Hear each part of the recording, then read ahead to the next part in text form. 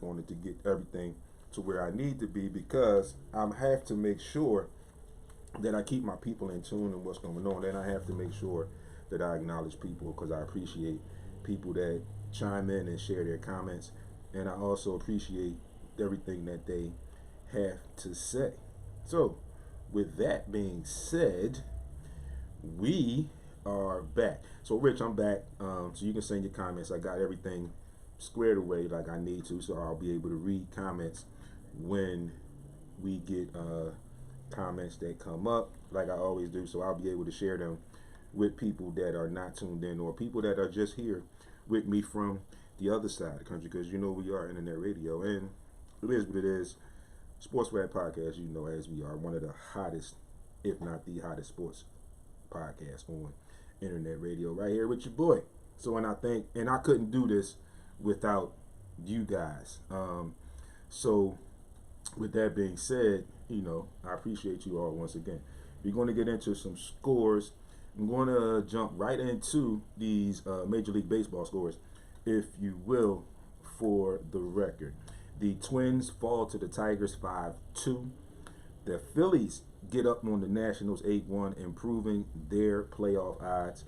They are very close. I think their magic number is down to somewhere between 1 and 3. I think it might be like 1 now, because the Brewers lost, so they gained a game there. But Phillies are very, very close. They should get in, and I hope that they get some things together so their bats can get working going into the wild card. The Orioles beat the Yankees 3-1. The Red Sox get doubled up by the Blue Jays 6-3.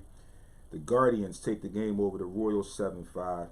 The Astros get up on the Rays 3-1. The Marlins help the Phillies out and beat the Brewers 4-3. The Pirates get by the Cardinals 7-5. The Cubs get over on the Reds 8-1. The Diamondbacks in a close one fall to the Giants 4-3. The Angels 8-3 over the Rangers. The Dodgers fall to the Rockies 4-1. The White Sox just get by the Padres 2-1. The A's give up, score 10 runs on the Padres. They take that 10-3. And the Braves close out the National League East. I think they win that division last night by beating the Mets 5-3. In the NHL last night, the Fly Guys were in action. They fall to the Islanders 2-1.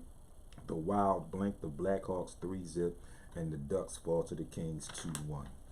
In NBA preseason yesterday, the Golden State Warriors, defending champion Golden State Warriors, get up on the Wizards 104-95. Let's see, the Celtics, in the midst of all their drama off court, get up on the Hornets 134-93. The Raptors get over on the Jazz 114-82. And in the nightcap last night, the Spurs fall to the Rockets 134-96. Yes, the Sixers are on tonight, and I will give you that schedule for the NBA and the other schedules for games tonight at the closeout of the show. So, we are now going to jump into our football score so we can get to talking about this football stuff. We got to definitely talk about our 4-0 Eagles. Definitely got to talk about them. We are also definitely going to talk about the Miami Dolphins and their situation with Tua Tagovailoa. Again, like I said, if I have a chance, I will get to some update. If not, at worst, I will just give you the latest updates on the Ime Udoka situation. And then there's another topic that I wanted to bring to the situation that hits home with me. And you'll know what it is when I come. Yeah, Rich, definitely a gritty win yesterday in the game. So I'm going to run through these scores going back to Thursday, which was the start of week 4. Miami falls to Cincinnati 27-15. We move on to yesterday's games. Minnesota over New Orleans, the London game, 28-25. Atlanta gets by Cleveland, 23-20. The Cowboys win again. They get past the Commanders, 25-10. The Lions fall to the Seahawks at home, 48-45. Tennessee gets over Indianapolis in Indy 24-17. The Giants at home take care of the Chicago Bears 20-12. The Eagles at home in a rain game take care of the Jacksonville Jaguars in the return of Doug Peterson 29-21.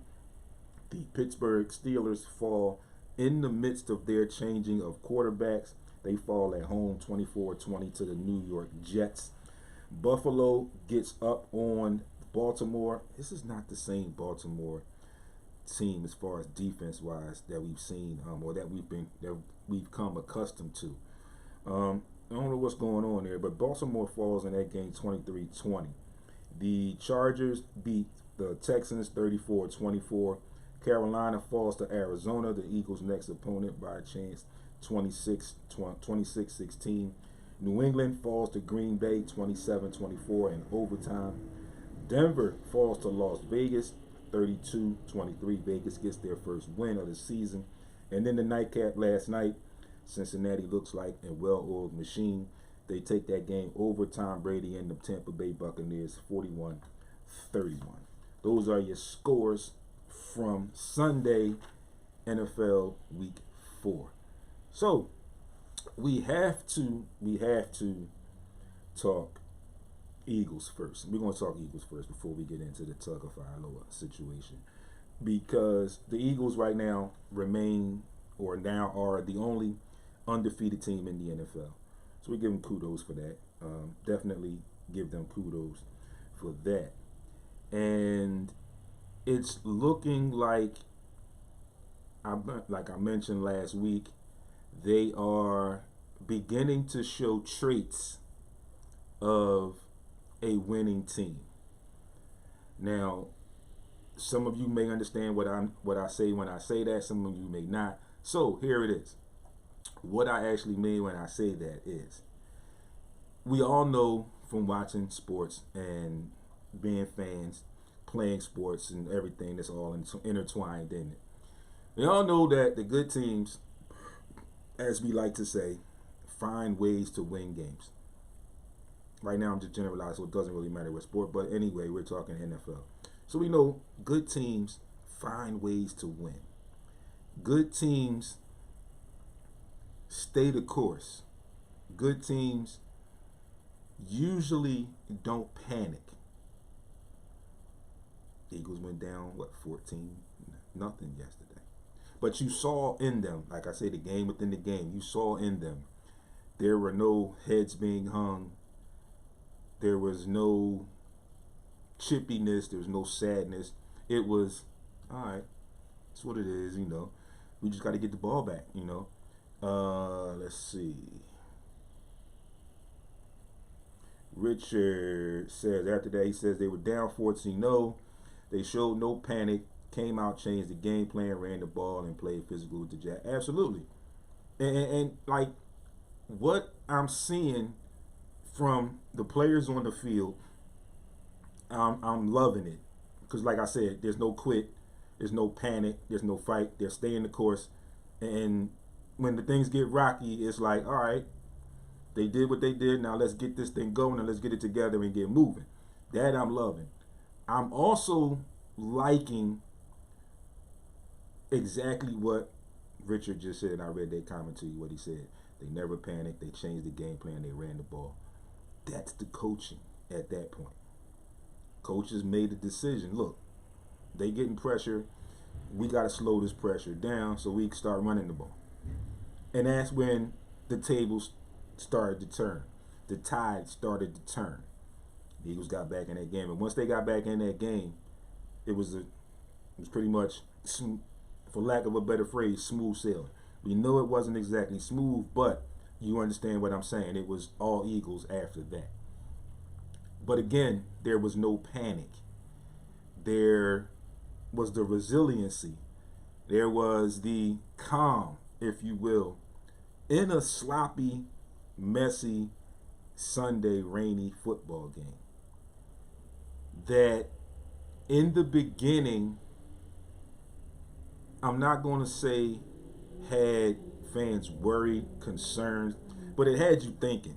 Richard says Miles Sanders showed when healthy he is a premier explosive back. Absolutely. Great game from him yesterday. Um, yeah, I did write down the stats. I'm going to talk about the stats in a little bit as well. But yeah, great game from him. You are absolutely right, Rich. But again, this team is showing, they're beginning to show you the makings of those good teams that in adversity, no sweat, no panic, relax, take a breath, get it together, come out, let's do what we do.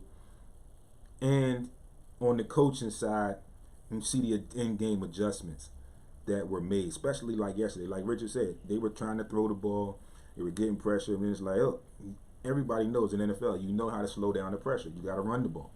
And when you got a running back like Miles Sanders, like Rich just said, when healthy, showed you yesterday the type of back, the type of premier back that he can be, you have to utilize what you have. And the coach now is understanding that. And again, you see Jalen, like I said, that first series, Jalen Hurts with the pick six, there was no, oh, I'm shook now. I don't want to really throw the ball. I don't want to take no chances. He still made other throws. He still made good throws. Now that one was a bad throw, bad decision. I'll give you that. But sometimes it happens, especially when you've been playing the way that he's been playing through 3 weeks. You have certain passes, certain moments when you kind of get a little slightly ahead of yourself and you think, all right, I've been doing this so far this year. Yeah, I can squeeze this in there. And you make a throw or two, maybe even have a series. It doesn't look like what you've looked like previously. But that comes with the situation, that comes with the territory. Richard comes back. He says the best thing was Sirianni is giving up the play calling to manage the whole game. Absolutely. That, I think, is a good thing. And everything that Jalen Hurts has said about being with Shane Steichen for the second full year. It makes a difference. He hasn't had this since high school when his dad coached him. And then you look back at his career and you look at how his career was from Alabama to Oklahoma, now to the pros. All that time, very good career. Good career, good solid career at Alabama. Things for whatever reason didn't work out. Goes to Oklahoma behind Tua. Again, has a very good tenure there with inconsistent, different offensive coordinators. Now he's showing you that he's in the system, same offensive coordinator for 2 years. Richard said this was the first time that he's had 2 consecutive years with the same scheme and coaching. Absolutely. And that's the same thing I'm getting at, Rich, like right now. It's a difference, and you're seeing the difference where he's comfortable. Where it's not like he was in the system last year. He was learning it along the way, or he had it during training camp. So he might have had an understanding level of, I have a play, and you have a play, then you have your audibles, however many audibles are out of that play. He may not have gotten to fully understand all of the audibles for a lot of those plays. Now he looks like, if I call this play and it breaks down, or I get to the line and I see something, I know exactly what audible to go to. I'm not going to guess at it and say this is possibly going to work. I know exactly which one will work off of this audible, and I do it. He said he's not like Richard. It's not like he has to learn something new this offseason. He got to work on mechanics, and it shows. Absolutely. He was very comfortable, very confident going in, knowing where he was, that he was the number one coming in to training camp. He knew who his coaching staff was. He knew the system going into the offseason, into his offseason workouts. There was pretty much not much going to change that you can actually say until the draft and things of that nature happen.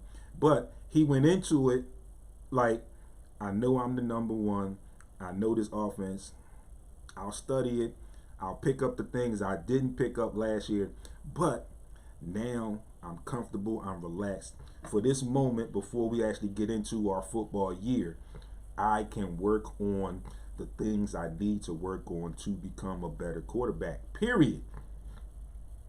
without even thinking about playbooks and plays and who I have on the roster, now I can go and work and be the quarterback that I know I can be in the NFL. And again, like Richard just said, it's showing off and it's paying because he got the opportunity to show off, to go show and work on his mechanics. So, getting into the stats, passing stats yesterday, comparing the two young quarterbacks, we go with our guy, Jalen Hurts, the NFC Offensive Player of the Month last month. Jalen Hurts, 16 to 25, 204 total yards, no touchdowns, and one interception that ended up being the pick six. George Santos, thanks for tuning in. Good brother. Thanks, homie. Trevor Lawrence, 11 for 23, 174 yards total, 2 touchdowns, and 1 interception. Rushing the ball, where the Eagles began and took the game over. Miles Sanders leading all, 27 rushing attempts, 134 yards total, 2 touchdowns. His longest run was 35 yards. Jalen Hurts, 16 rushes and attempts, 38 yards, and 1 touchdown. His long was 13. Mr. Sherman, I forget his first name, who was called up due to the injury or the unavailability of Boston Scott. 2 attempts, 19 yards, no touchdowns. His long was 14. Kenneth Gainwell, 5 attempts, 19 yards, 1 touchdown. His long was 10. On the other side, with Jacksonville, nobody had more than 8 rushes. Etienne, who they believe is going to be the guy for them, 8 rushes, 32 yards, no touchdown. His long was 11. On the receiving side of the ball, once again, like Rich said, Jalen showing his mechanics and being in the system and being able to get being able to comfortably go through his progressions. On the receiving side for the Philadelphia Eagles, A.J. Brown, 7 targets, 5 receptions for 95 yards. Longest was 31 yards. Dallas Goedert targeted 6 times, also 5 receptions for 72 yards on the day. His long was 26. Miles Sanders got into the receiving game as well. 3 targets, 2 receptions, 22 yards total, 16 yards on the longest reception for him. Not the greatest day for Devontae Smith, targeted 4 times, 3 receptions, 17 yards, no touchdowns. His long was 7. On the other side, Mr. Kirk, 9 receptions, 9 targets, 2 receptions, 60 yards, 45 yards his long. Mr. Agnew, 6 targets, 4 receptions, 50 yards, 2 touchdowns. The only 2 touchdowns, not the only 2 of the touchdowns that were scored for Jacksonville. And then there was others with 1 and 2. On the major side of the ball, let's see here. Team stats. For the team stats, we get to first downs total. Jaguars 13, the Eagles 25. Rushing, the Eagles had 14 first downs rushing. Jaguars 3. Passing, 9 for the Jaguars, 8 for the Eagles. Penalty first downs, 3 for the Eagles, 1 penalty resulting in the first down for the Jaguars. Third down conversions, the Jaguars were 2 for 7. The Eagles were 4 for 15.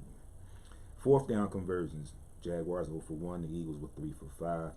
Total yards, 218 for the Jaguars, 401 for the Philadelphia Eagles. Rushing yards, 71 for the Jags, 210 total for the Eagles. 147 passing yards for the Jags, 191 for the Eagles. The turnover game, the Eagles rack up 5 turnovers, giving up 1. Fumbles lost, the Jaguars had 5 fumbles, they lost 4. The Eagles had 1 fumble and was retained by the Eagles. Each team had 1 interception thrown. The Eagles, again, like I said, once again, remain the only undefeated team in the NFL currently. It's a great thing. It's a beautiful thing. And it brings joy to the city. So it's a great Monday in the city. Great, great Monday.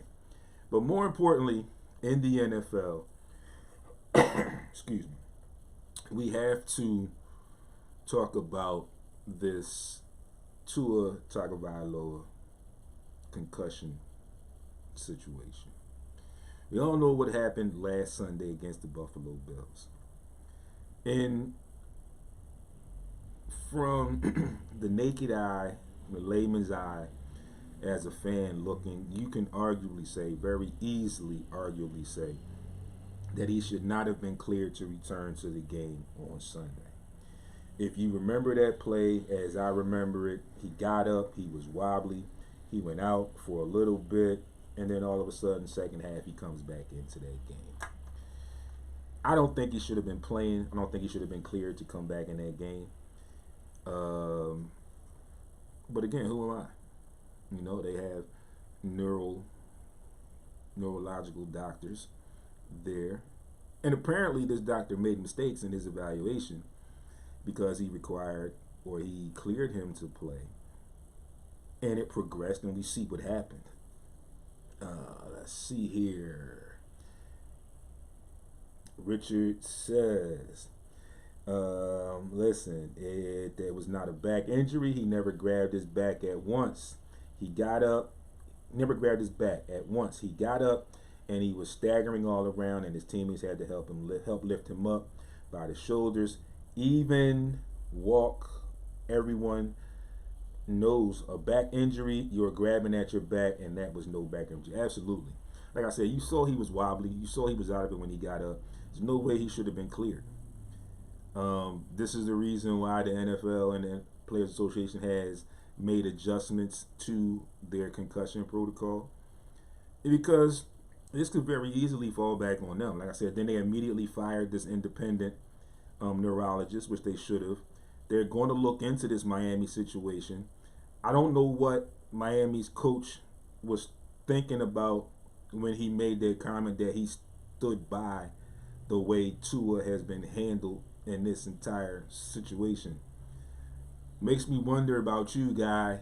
Not 100% sure that you got your guy's best interest at heart. Looks like you're more into the winning thing, and because you guys were rolling, that's who you want to go with. I mean, you got Teddy Bridgewater as your backup, has been a starter in the league. He's not Tua. He's not the greatest quarterback, but he's formidable.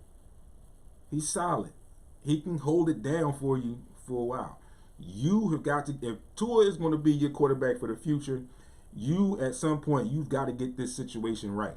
And right now, the NFL and the NFL Players Association are going to make sure that somebody gets it right. Richard says, my problem is during the week, how wasn't he evaluated and then he was cleared to play the following week? Absolutely. So I think that's where the investigation is going to come. How and what was the investigation, if there was any, or any evaluation, if there was any, during that week, because it was a short week.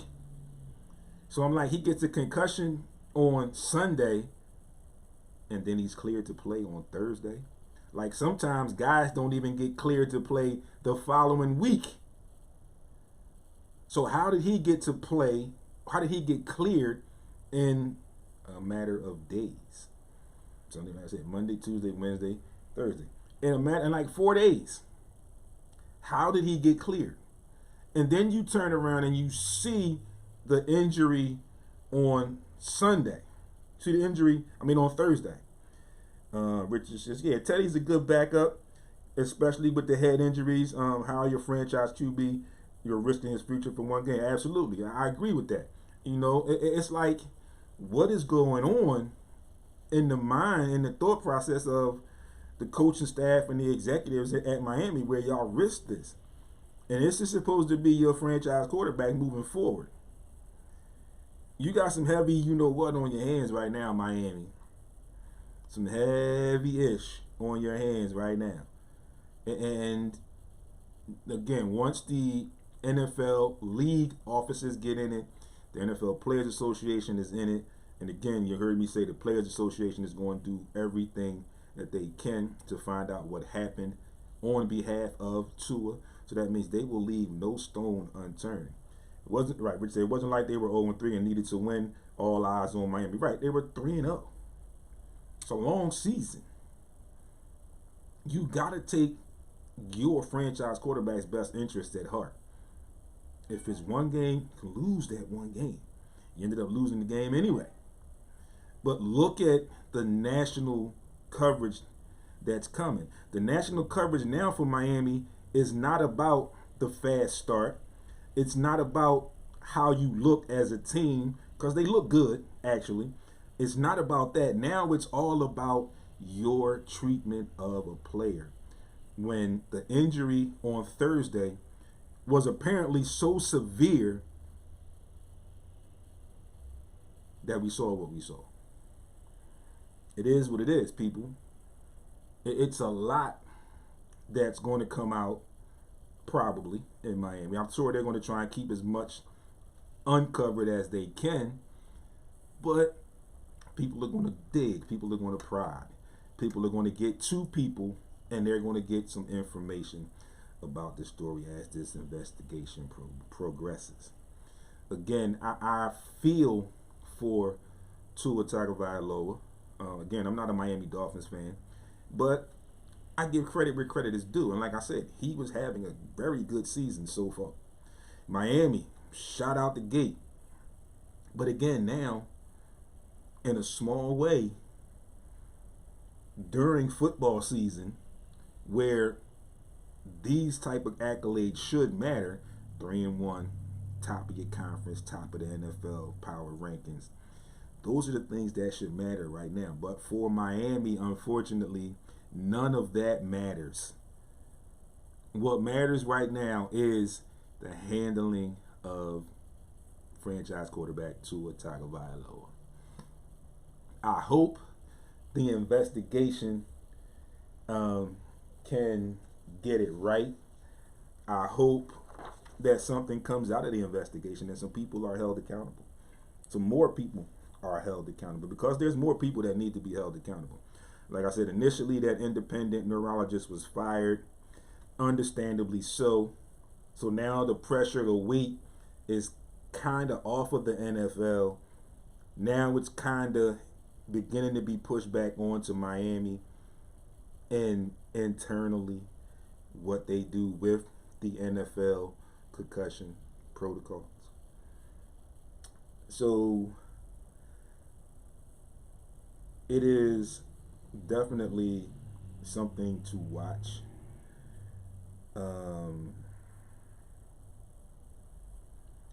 There are reports that NFL Chief Medical Officer Dr. Alan Sills, he spoke to NFL Network, and he says that as soon as the investigation in the handling of Tagovailoa's injury from Sunday is complete, the results will be released to the public in an effort to be as transparent as possible. Says he was also evaluated for concussion symptoms every day since Sunday leading up to Thursday, and that an independent neurologist had cleared him. There also Dr. Sills says, well, of course, and I quote, well, of course, I'm concerned, just like you as a neurosurgeon. Anytime you see someone with a significant injury with neurologic signs, it's very concerning, and your immediate thought goes to that patient, to their family, to everyone involved, and making sure in the moment we do everything we can to provide the most expert and timely care. Well, folks, they are investigating, so there is a start. Again, the NFL has, to their credit, let me say that, has been working in the last several seasons on these concussion protocols, on the safety and health issues of their product and their players. They have been doing a pretty decent job. I can't give them credit there. They have been doing a pretty decent job. But again, this situation is not on them. Hence the reason that that the NFLPA is involved as well. Richard says, I don't buy that at all. He wasn't right after that hit on Sunday and should never have been playing on that Thursday. Absolutely. I agree, Rich. I definitely don't think that he should have been playing on Thursday after being concussed on a Sunday. I honestly, from what I saw on Sunday, I think still believe part of the process they give you a couple words and you got to remember those words. I still don't 100% believe that he clearly remembered those words if that was the test that they used for him on Sunday to actually return to that game. Again, I'm not. I want to know. I'm anxious for the reports to come out because I want to know what type of evaluations took place during the week, the short week, rather, for him to play on a Thursday, not a Sunday, not the following Sunday, but he played on a Thursday. So basically, it's like you play on Sunday, you pretty much got Monday off.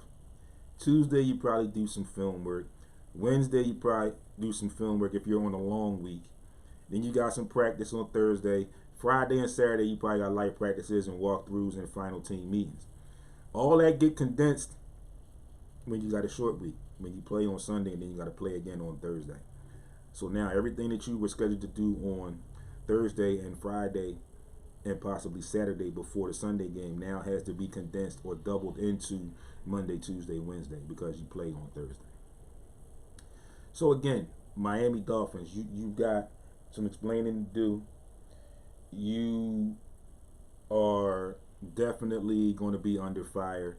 Again, those are legal options that the NFLPA is looking into for on behalf of Tua Tagovailoa. Like I said, you just heard me announce and you just saw a couple weeks ago the issue from way back when with Tyrod Taylor, who just recently sued doctors of the Chargers for his misdiagnosis of a punctured lung. So we will definitely keep our ears to the street and see where this story goes. NFL, that's it, baby. Eagles, again, like I said, are 4-0, the only undefeated team, which things are great right now. And again, it's still early in the season, but I like the way things are looking. And we'll see what happens throughout the rest of the season. As always, when I bring you your week 5 or your next week schedules and your previous week or your current week scores and stuff, I will definitely bring you some stats for each game against the Eagles to let you know the progress of Jalen Hurts and how he's doing throughout the entire season.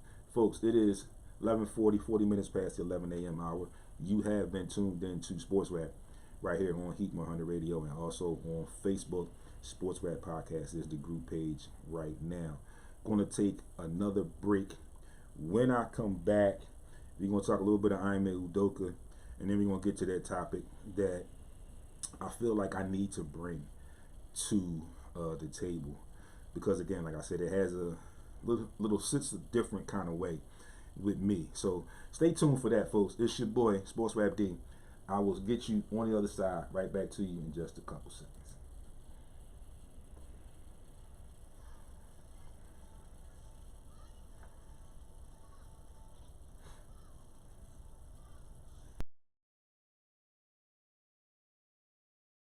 Earlier, I hope you can jump back in and get back to me, get back in here with me for the second half.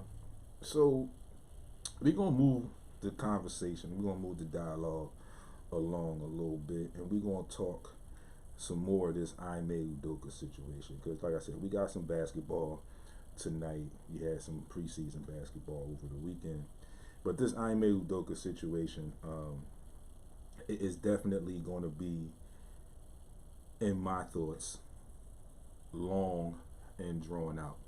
The Ime Udoka situation, yes, it's going to be long and drawn out. So thanks everybody tuning back in. Rich, I see you are here. Anybody else that's tuned in, feel free to chime in like Richard always does. Rich, I don't know, I got to get in touch with Chuck. Been missing Chuck on Monday mornings as well, so I got to give him a call or something.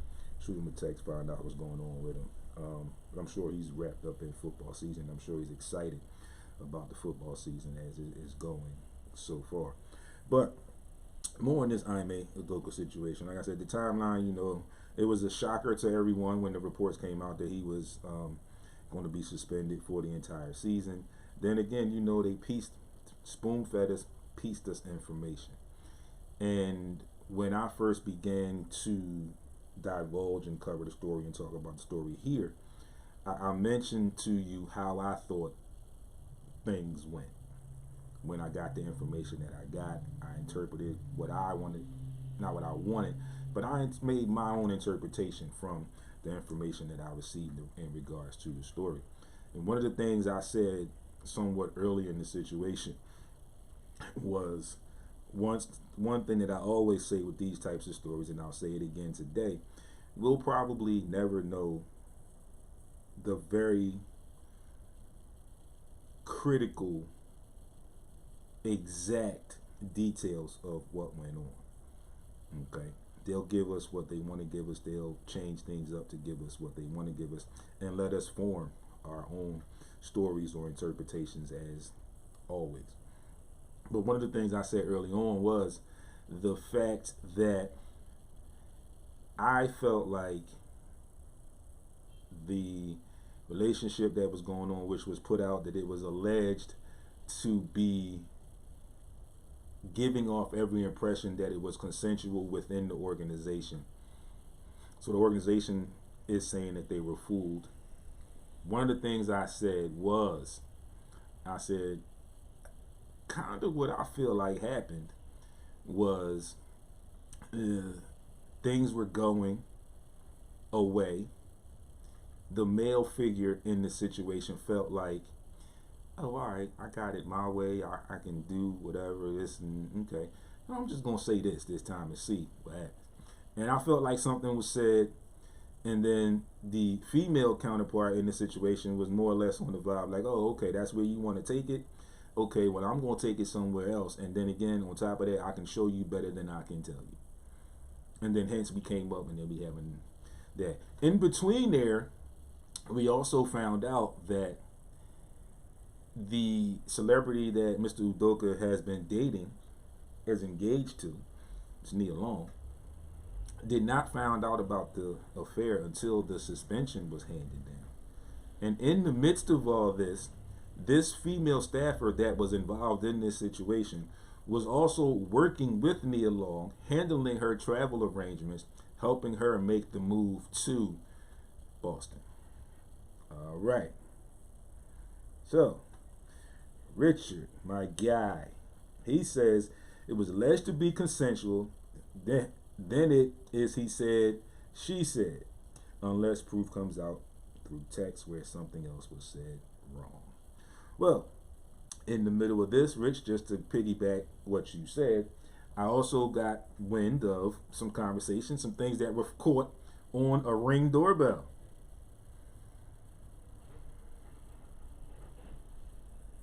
And this is from another staffer who apparently or allegedly heard these things on the Ring doorbell.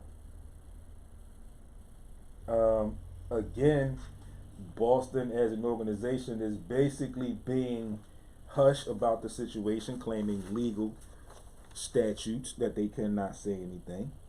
But again, they have put out most recently that as the details continue to emerge, one of the core reasons for the suspension was there was the use of crude language toward a female employee.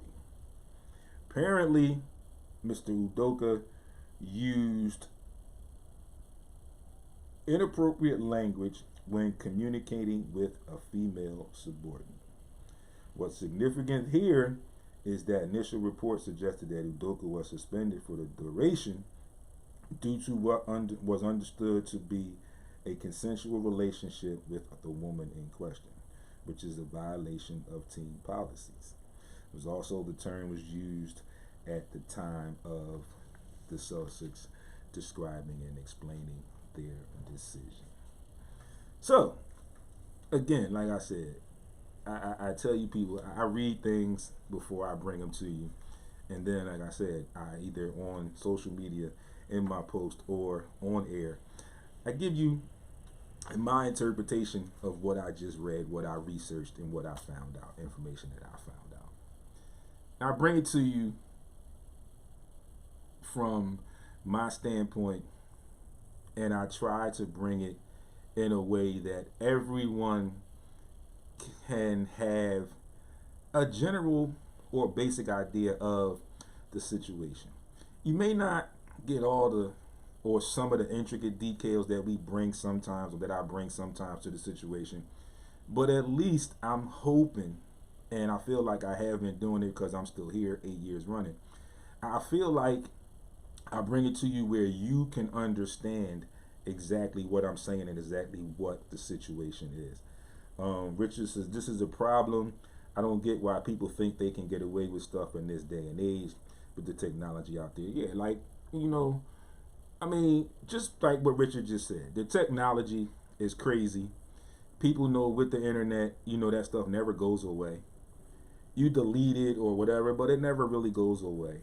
Right, Rich? Everybody gets caught. Never goes away. Again, you look at anybody that has an iPhone that's an Apple carrier or user, you get updates. Like, we just went through 2 or 3 updates within the past month time frame. I had to go through my phone at one point and go through my apps because at one point with the updates, they wanted to know your exact location. Dude, if I'm on ESPN or CBS Sports, you don't need to know my exact location. I could be anywhere doing some work for what I do. Other apps that were in there that needed to know, you don't need to know. I'm using your app, yes, but you don't need to know my exact location when I'm using this app. Yeah. Trying to get this last comment up. Here it is, Rich. He said, 40 years ago, you had a chance. Now there's no chance to get away with these things, or could get swept under the rug. Absolutely. And then, Rich, on top of that, you also have to look at as well, where one of the other issues to look at is you are the superior. And you make these kind of comments towards a subordinate. Regardless of if you're in a relationship, consensual or not, he says almost every app nowadays has where's your location. You don't need to know my location to use your app. You don't need to know where I am when I'm living, or where I'm living, or where I'm doing something. Yeah, absolutely. That's the way I feel, Rich. I went through my phone and took all of that off. I'll make sure most of the time when I have apps, when they ask for your location or stuff like that, I only put down only when using the app.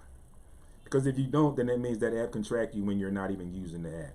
Yeah, Rich, it's a great thing. Some other people probably need to go in and do it as well. But again, you got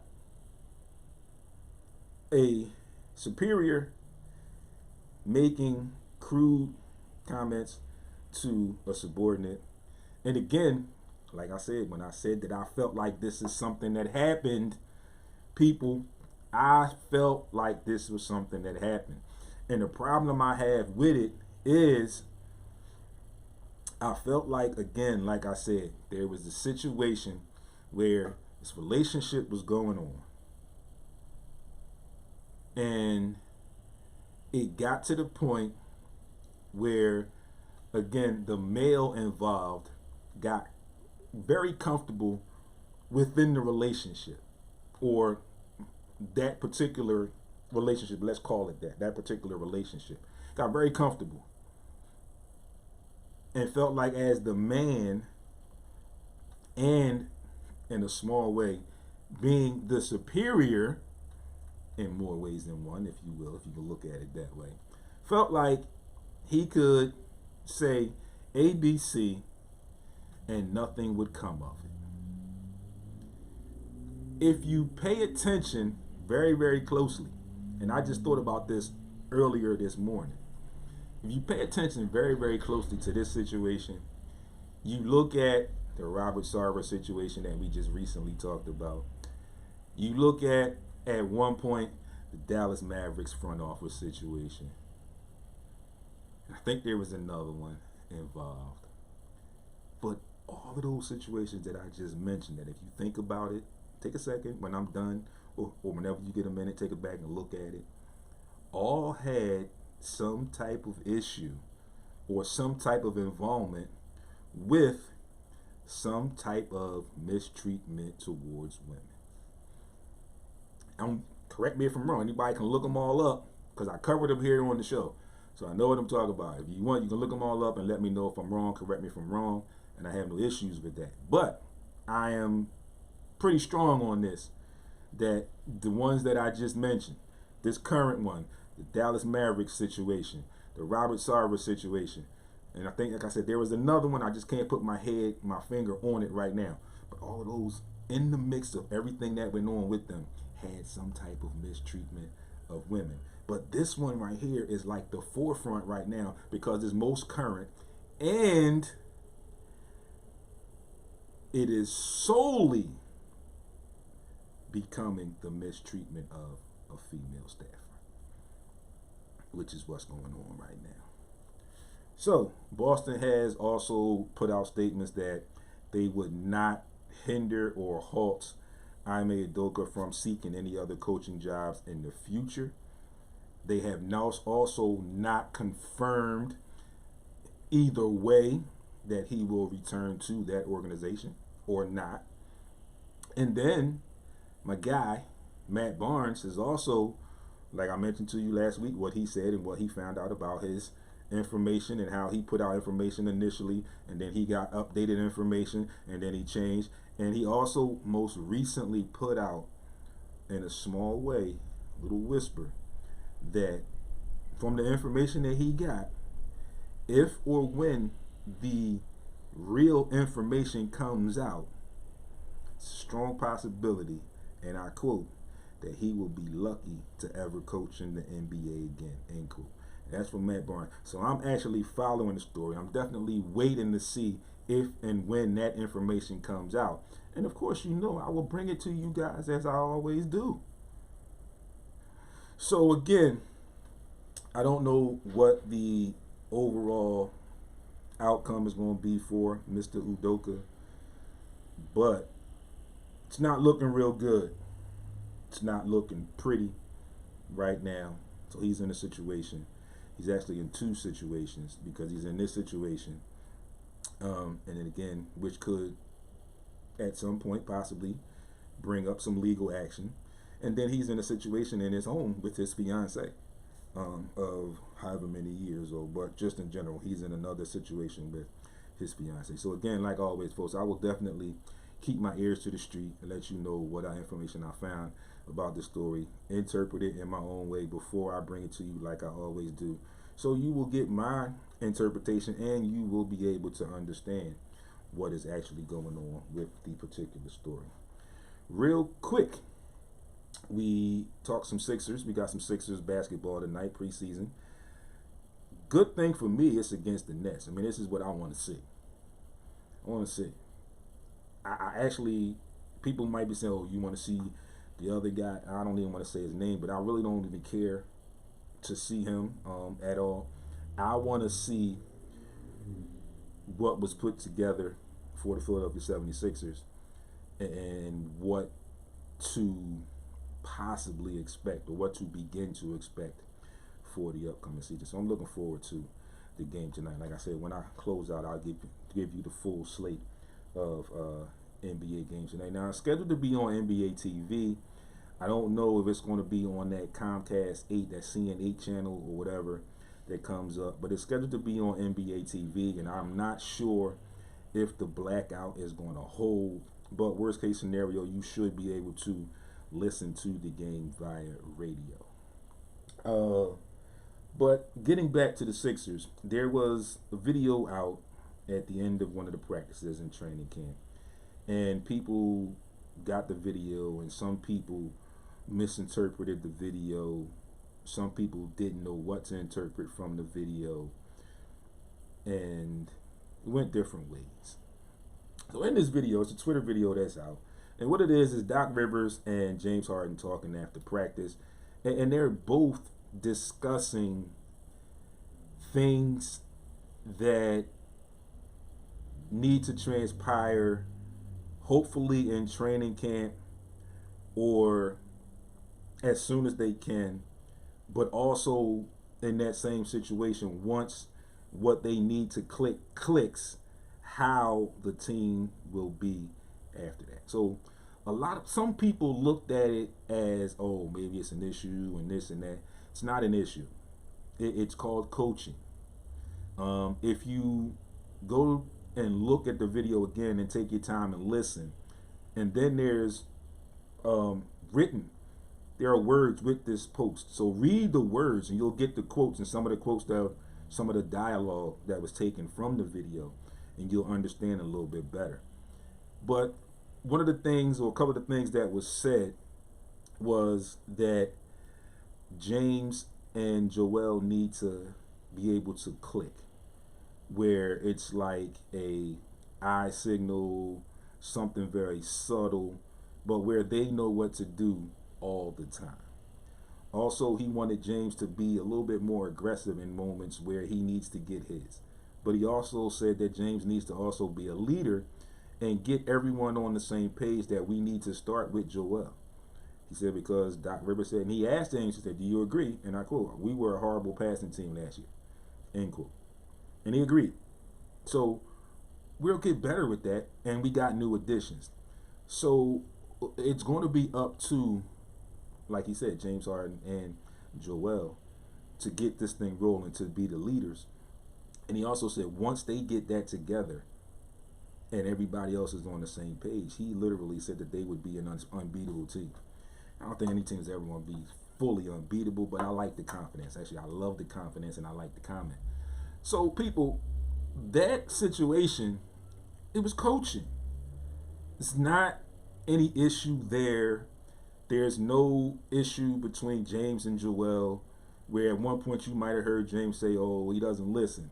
And then Doc kind of is like on the issue, like as in the coach is like, oh, well, that's part on me. It's also on you. So we can get them to listen together, but we got to listen and we got to get it done. And once we get that done, we will be unbeatable. Love it. Can't wait to see the guys in action tonight. Also on the Sixers front, there's news that Jaden Springer has picked up his game, and he's done it in a way where he's worked on his defense. So hopefully he can possibly get a chance to crack the rotation this year and spend most of his season up in the NBA and not so much down in the G League, where he did have a pretty good season last year. So finally, folks, the last issue that I wanted to bring to the table before I close out is the situation here in Philadelphia with the gun violence. And it's not totally sports related, but it has affected some sports going on in the city. If you did not know, last week there was a shooting at Roxborough High School practice. There was a scrimmage between three schools. It was Roxborough Boys Latin, and I think it was another school. I forget what the third school was. But then there was a shooting after the practice. 5 teenagers, football players, were shot.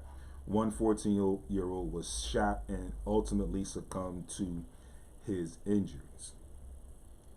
I wanted to bring this to the table because I feel like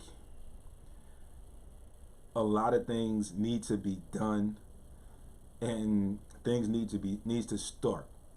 So I am willing to throw my name in the hat here today, put my name on, possibly start. Mo, I know you're listening.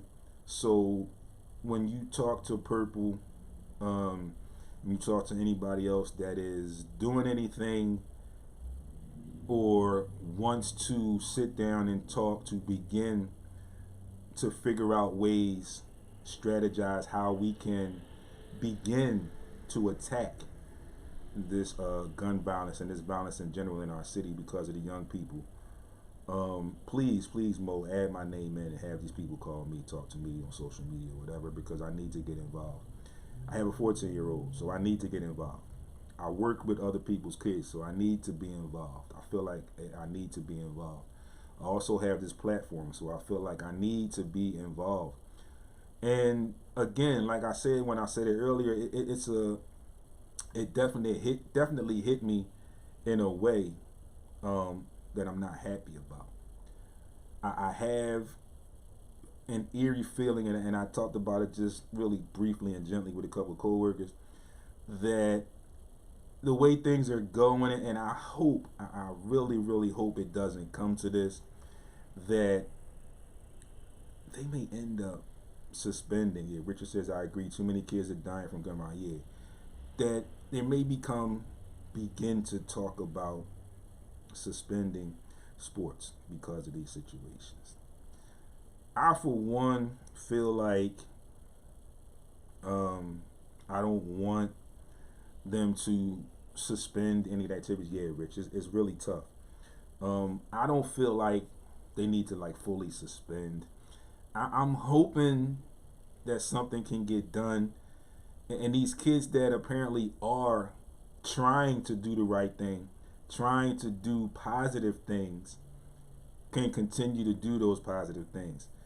I even kind of just threw out there off the top of my head, like, you had these football games, but just make it so it's just the football teams and the coaches. Unfortunately, that puts a damper on the student situation, because I know students like to go to games. They get to relax from school and hang with the friends. Some friends that you don't see all day. You may pass by them in school or whatever. You seen them. With suspending sports is wrong. It's an outlet for these young men and women. Absolutely. And I just hope it doesn't become any talk about that or doing that. But I think, the thought process, or one of the things that I say could possibly help. And again, I get that you have these sites and you can only control so much what goes on outside of these fields and these facilities and whatnot. But I think if you put the police presence there, if you make it so there's no spectators, I think that will start some type of dialogue and possibly have these individuals who were not just coming to witness a sporting event think about their activities a little bit more before they begin to do their activities. Like I said, you can only control but so much. Stan Laws, thanks for tuning in, good brother. You can only control, like I said, so much of what goes on outside of these facilities. But I think deterring it would possibly be a start, as having it. Blessings as well to you too, my brother. I think it would be a start. Have some of this stuff, some of these events with no spectators. And again, like I said, it's sad to say that, but I feel like I would rather that happen for these kids that are doing something positive with their lives, trying to stay out of trouble. I think they still need that. And I think that would be better than possibly coming up with suspending the activities. And after the fact, when I saw that school shooting on social media, I think it was 2 or 3 days later, and I forget what school it was, but there is one school already that has fully suspended football activities. And now we're going to be quickly approaching basketball season. So again, I say, you might need to think about possibly condensing some of these schedules, moving some of these games to different days, moving some games where you get wind of or think there might be some tension to a super site with no spectators. Also, when basketball season starts, you need to have the proper security. And you could also go on a limb and do gyms with just the basketball teams and get those games in. But again, like I said, you would still have to have security and stuff outside. But again, you can only do but so much outside. But I think with less of a crowd, these other individuals that intend on doing the bad things will think a little bit more. You have the police presence, and then, like you said, there's less of a crowd. So it's more chance of them being seen, although a lot of times they don't really care when we got cameras everywhere, just like the video of the Roxborough football practice shooting. You got these guys jumping out of a vehicle, and then you have a witness that said the vehicle was sitting there and waiting. So they were like sitting there and waiting. So they had a target in mind, and they were just sitting there and waiting. And then you just shoot to a bunch of people. And we don't even honestly know if they hit the alleged target that they were shooting at. But we do know that a 14-year-old young man lost his life that wasn't even playing football. He was enjoying some of his friends playing football.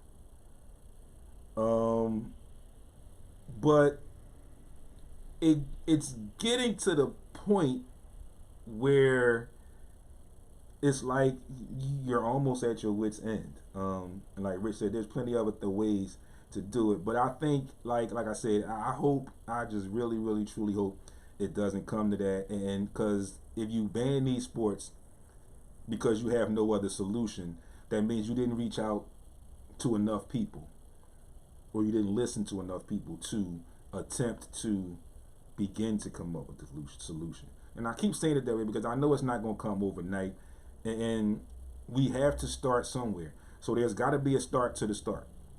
So I think with the dialogue starting, then we progress and we move along.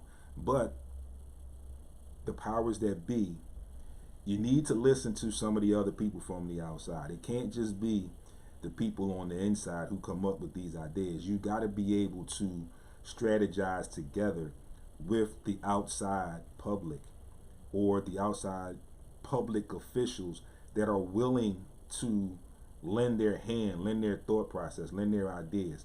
Again, like I said, me for one, I am willing to begin this dialogue where we can start. It's got to start somewhere. And some people may arguably say, oh, well, you can talk it and this and that, but you may, well, it's got to start somewhere. And if I sit here and I say I'm willing to begin some dialogue, be involved in some dialogue, and then someone says, oh, well, talking ain't going to do it, then in my opinion, the person that says the talking ain't going to do it, you are also part of the problem.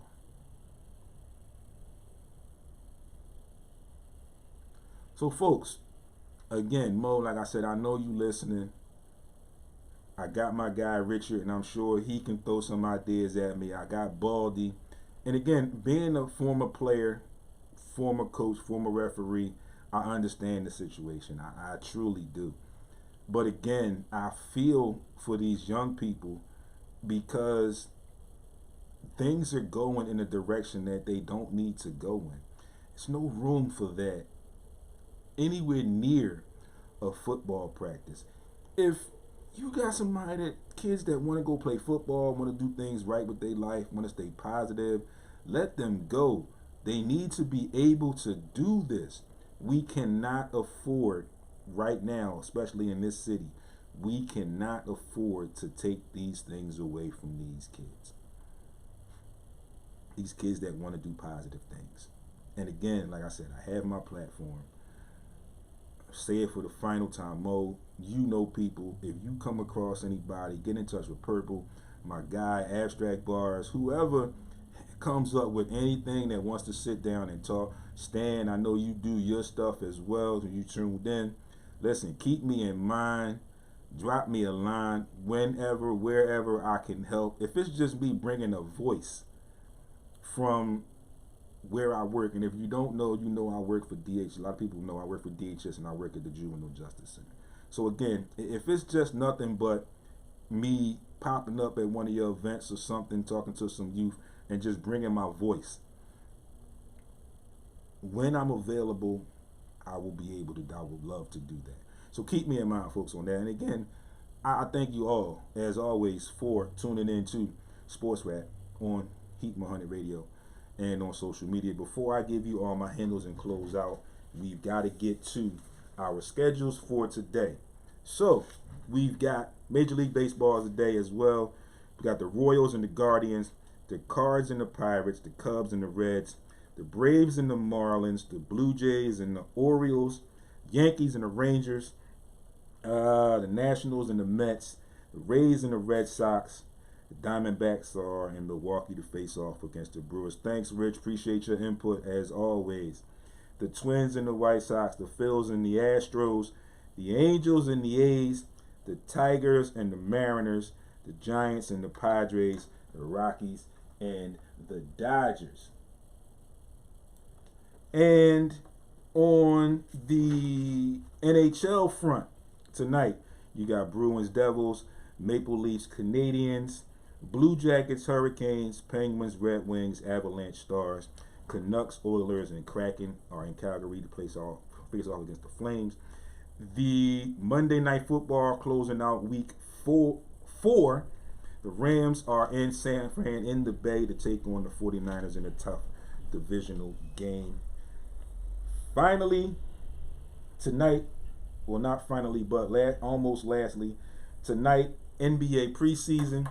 We got Sixers, Nets, Magic, Grizzlies, Thunder, Nuggets, Blazers, Clippers, and Kings, Lakers. Finally, folks, getting to our Week 5 picks. Week 5 begins this Thursday, October the 6th. Got Indianapolis at Denver. Wow, it's a tough game for me to pick. I'm going to stretch here. I'm going to go with Indy here. Moving into next Sunday's games, Giants at Green Bay. I'm going to go with the Pack there. I'm going to go with Buffalo over Pittsburgh. I'm going to go with the Chargers over the Browns. The Vikings over the Bears. It's another pick I'm going to take because I'm not 100% sure about the quarterback situation. So I'm going to go with the Lions over the Patriots. I'm going to go with New Orleans over Seattle. The Miami Dolphins over the Jets. The Bucks over the Falcons. The Titans over the Commanders. The Jaguars over the Texans. The 49ers over the Panthers. The Rams over the Cowboys. The Eagles over the Cardinals. And I'm going to take the Ravens over the Bengals. And next Monday, I'm going to take Kansas City over the Las Vegas Raiders. Folks, once again, as always, thanks for tuning in. I know I usually say it, but the weather is changing. Got some little dreary, gloomy weather today. So I like to say it. Enjoy some liquid sunshine today. Just be careful. Stay dry. Stay warm. Be great on purpose. Great way to start off your work week this week. You know where to find me right here on Facebook. Sports Rap Podcast LLC is the group page. Also right here on Heat 100 Radio. Tune in at iHeartRadio, Google, Apple Podcasts is where you can get the audio of this exact podcast or wherever you get your podcast. Instagram and Twitter at sportsrap_D. The webpage sportsrapradio.com. And finally, YouTube, Sports Rap TV. Folks, I need you to get over to YouTube. There's plenty of videos up there, plenty of footage, some stuff you might have missed, some stuff you want to revisit. But get over there, subscribe to the channel, like the videos that you like, and then make sure you hit that bell so you'll be alerted when new content is up. Thanks for tuning in, everybody. I'll see you all week on social media and right back here next week, Heat 100 Radio in studio. Thank you all. See y'all next week. Bring it